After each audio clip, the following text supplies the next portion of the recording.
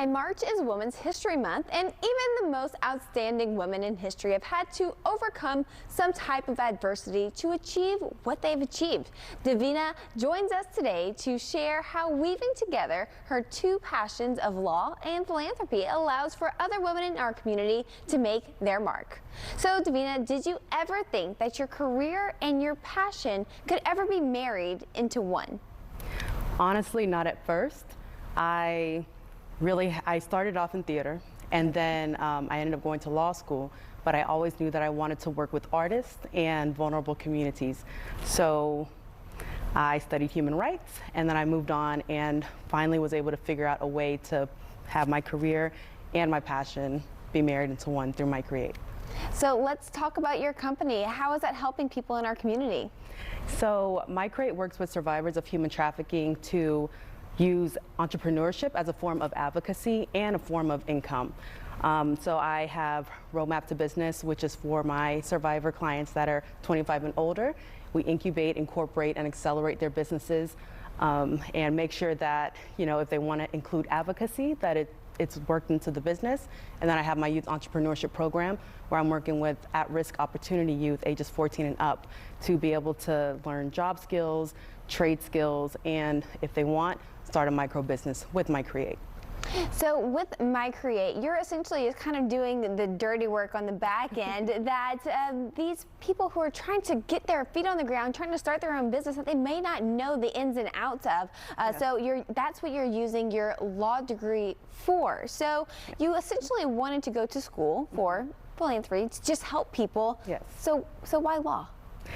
So why law? First, my parents actually had me go into law. I was actually thinking I was going to be in theater all my life as a playwright and an actress. And I knew that I wanted to work with, as I said, vulnerable communities. At the time, specifically homeless communities and children at risk. When I was on my way to graduation, then my parents were like, that may not be, there may not be as much of a future there. Yeah. Which, that was their opinion, and I listened. So I went to law school per their advice. And I actually ended up loving it, but I still knew that I wanted to work in human rights. I also knew I wanted to work with artists because there is a great need for artists to be able to have representation legally. And then with my passion of vulnerable communities and doing a lot of anti-human trafficking work, even before law school, I realized that a lot of survivors are doing artistic work, they're doing advocacy work through art.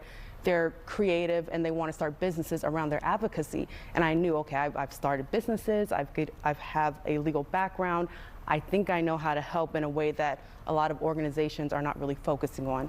So it really was able to pull in law, my interest in business and how it affects human rights and especially human trafficking, and how to be able to protect vulnerable communities in a way that it's a little different from other folks. Well, you truly have carved your own path and in a beautiful way. I love the marriage between law and philanthropy work. If anyone wants to go and find out how MyCreate could possibly help them, where can they go? So feel free to always email us at hello@mycreate.org.